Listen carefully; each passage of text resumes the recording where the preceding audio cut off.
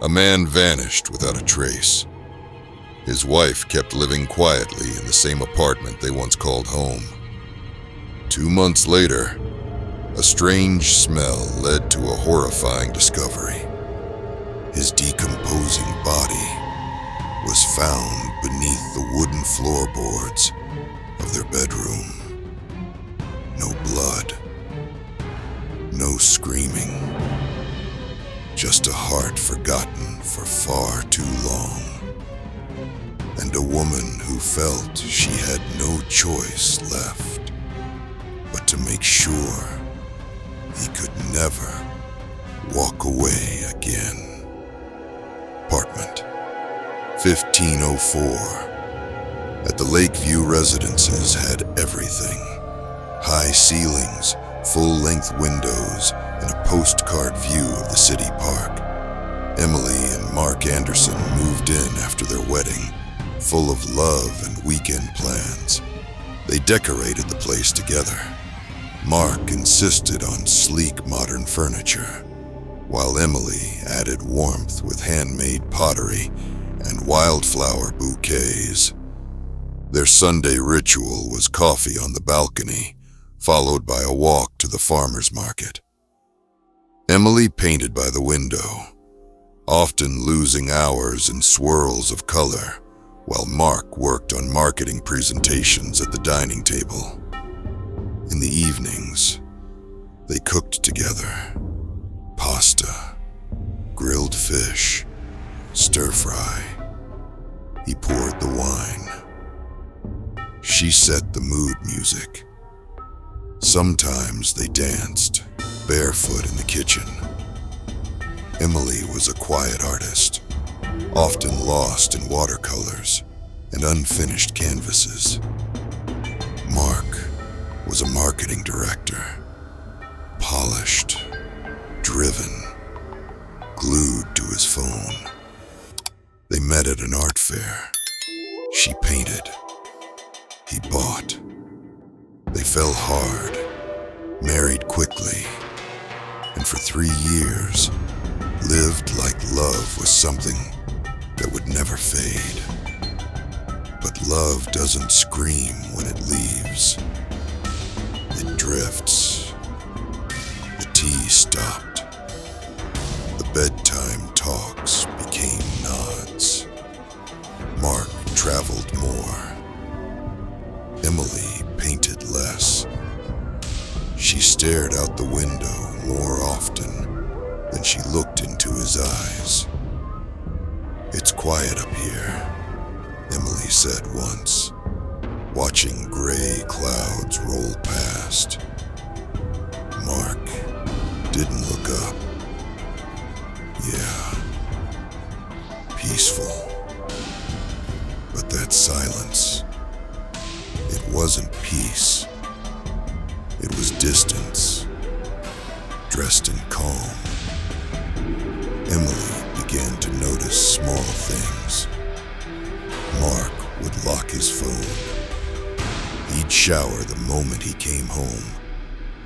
Sometimes, he'd come back late with perfume that didn't belong to either of them.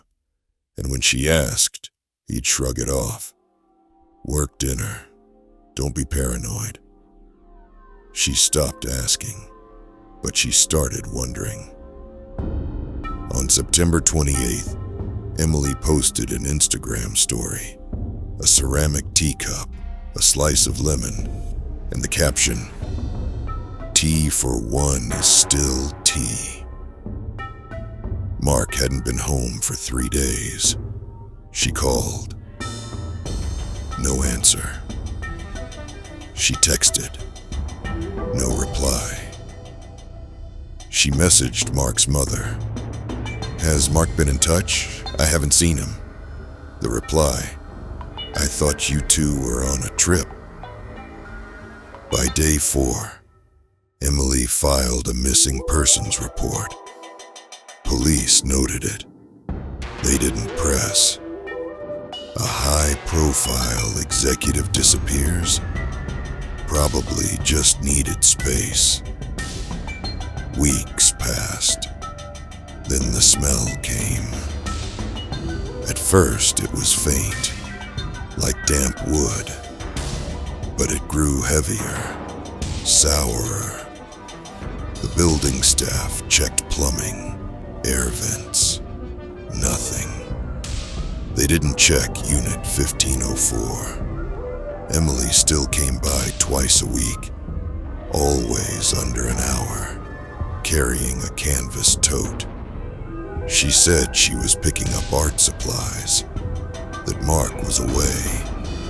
She posted selfies, replied to DMs, taught an online painting class.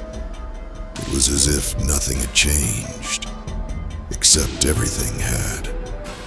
Only when a janitor gagged from the stench on the 15th floor and found a cockroach flipped belly up outside 1504 did they call management.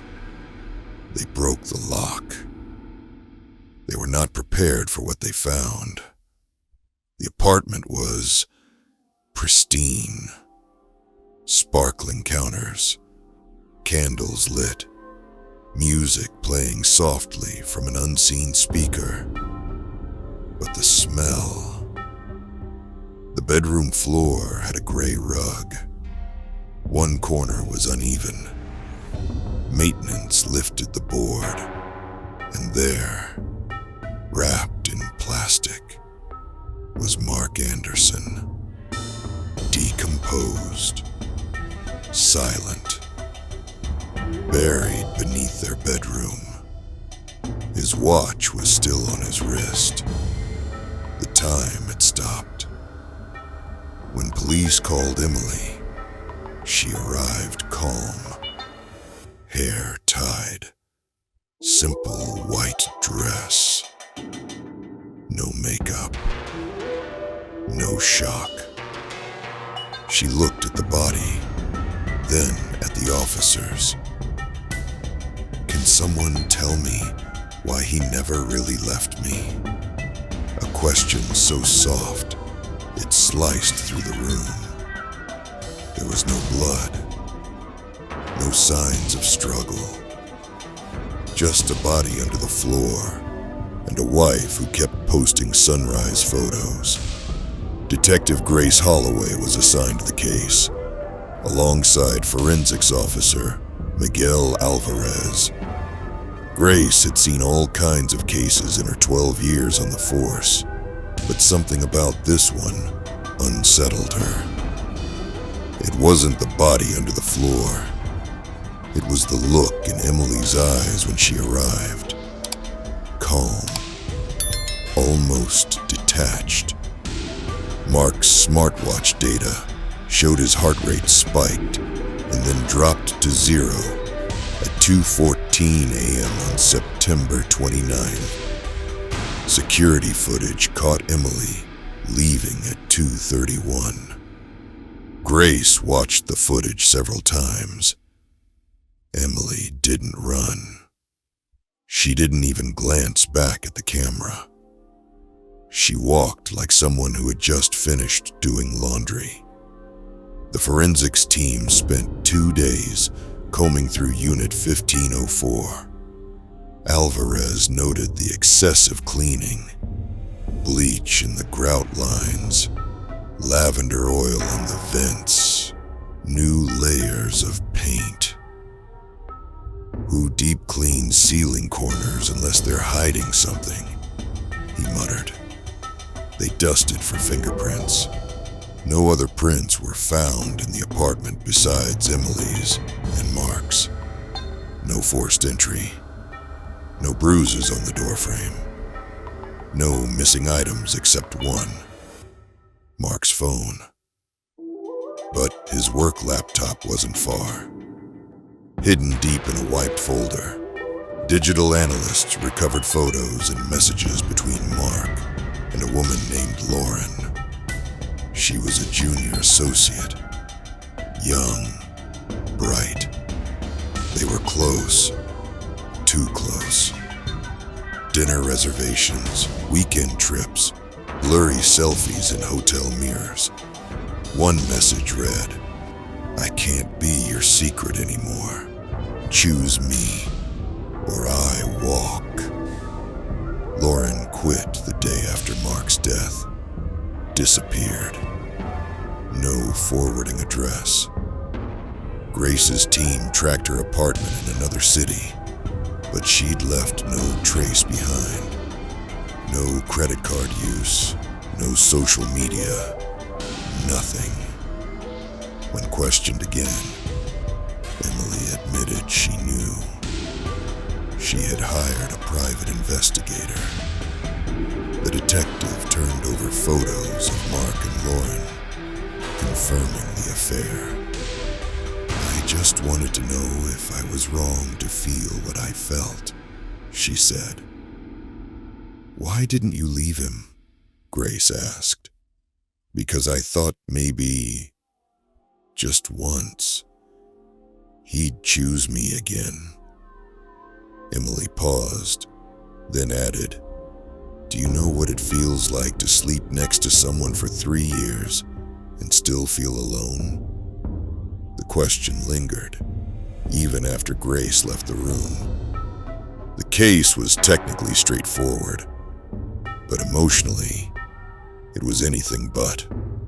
There was no blood, no signs of struggle, just a body under the floor, and a wife who kept posting sunrise photos. Mark's smartwatch data showed his heart rate spiked and then dropped to 0 at 2:14 a.m. on September 29th.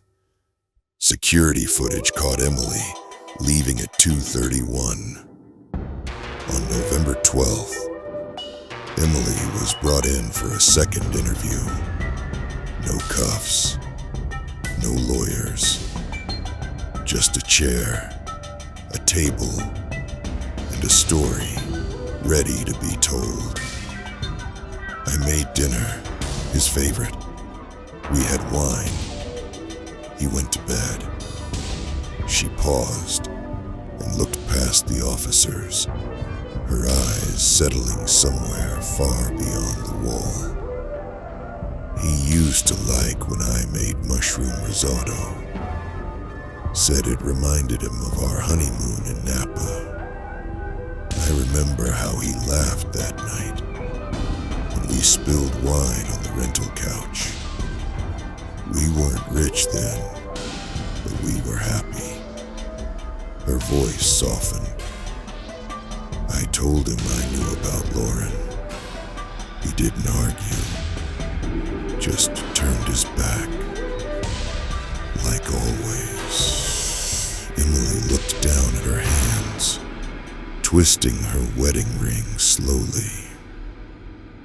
I held the pillow, lightly. At first, I thought he'd stop me, fight back, scream, but he didn't.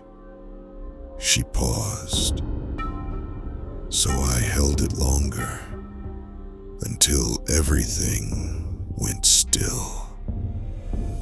For a moment, no one spoke. I didn't mean to kill him. I just didn't want to feel invisible anymore. The silence in the room thickened. He always told me I was dramatic. Maybe this was the first time he really listened. Emily leaned back, blinking slowly, as if seeing an old memory play across the ceiling. Some nights, I'd sit in the living room after he went to bed, just painting shadows. I painted his profile once, while he was on a work call. He never noticed. That painting is still in the closet, half finished, like us. Her voice cracked for the first time. I kept waiting for him to come home to me. Not just through the door, but back to who he was. But he never did. She didn't cry, but there was something raw in her voice now. And I thought, maybe if I couldn't have him whole, I'd keep what was left. At least he'd finally stay. The officers exchanged a glance, not sure whether they were witnessing a confession or a quiet unraveling of a soul long fractured. The courtroom was quiet. Media weren't allowed in. Emily was charged with second-degree murder. Her lawyer argued emotional breakdown. No intent. No escape plan. Just pain. The prosecutor disagreed. She had time. Time to stop. Time to call 911. She chose to clean, bury, and lie. Emily stood before the judge. I kept him the only way I could. At least this time he stayed. Mark's mother, Marilyn, rose. My son was unfaithful, cold, but he didn't deserve death. Still, I understand what loneliness does to people. I don't forgive, but I understand. The verdict: life in prison, no parole, no one won. Emily adjusted to prison, quietly. She didn't write home, didn't appeal. She painted. She dreamed. In the early weeks, she barely spoke to anyone. But eventually, another inmate named Rosa, who ran the laundry detail, noticed Emily sketching with a pencil stub on the back of a meal tray slip. "You draw?" Rosa asked. Emily nodded. "Then come sit with us in the afternoons. We paint sometimes when the guards let us." That's how it started. The prison had a small art room, more like a converted storage closet, with cracked stools and old brushes. But it had windows, and it had silence. Emily began helping others with simple sketches. A mother who missed her son. A woman who couldn't remember what flowers looked like. Emily drew for them all. Slowly, her world widened again. She taught Rosa how to shade faces. She painted a mural on the back wall of the workshop, waves crashing into a lighthouse. She said nothing as she painted, but something in her posture softened. In her dreams, Mark was at the table again. She tried to touch him. She never could. One day, she received a worn book of poetry with a note. "You once said this calmed your heart. Hope it still does. Claire." It was from her best friend. Emily cried.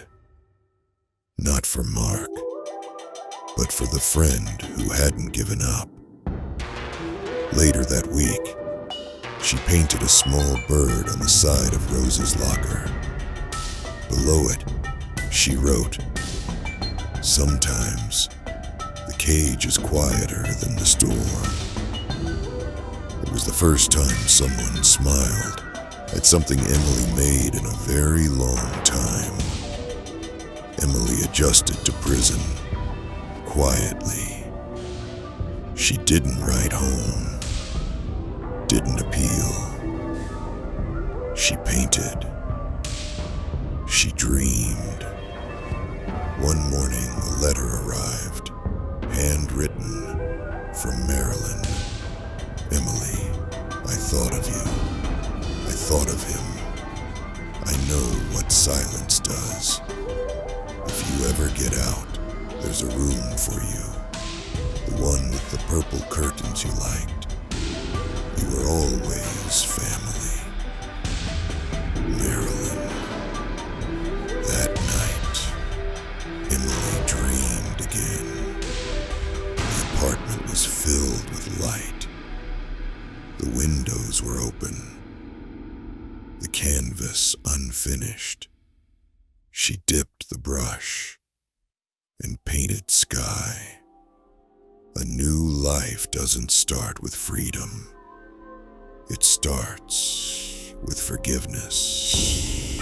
Later that week, Emily borrowed a notebook from the prison library and began to write. Not to anyone, just thoughts, scattered like pieces of a broken mirror. Dear Mark, I wish we'd spoken more. I wish I had told you how scared I was of becoming invisible. Maybe you were scared too. Maybe you didn't know how to hold me anymore. Or maybe you were just tired. But I remember the good days. I remember your hand on my back when I painted. I remember the way you made pasta with too much garlic, and how we danced in the kitchen to songs we never bothered to name. You hurt me, and in the end, I hurt you more. I can't change that, but I can carry it honestly now.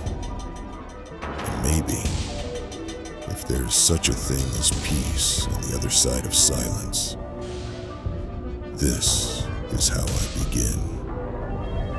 Emily closed the notebook and slid it under her pillow.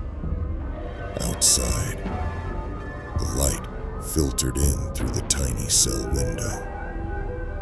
For the first time in a long while, she didn't feel trapped. She felt real.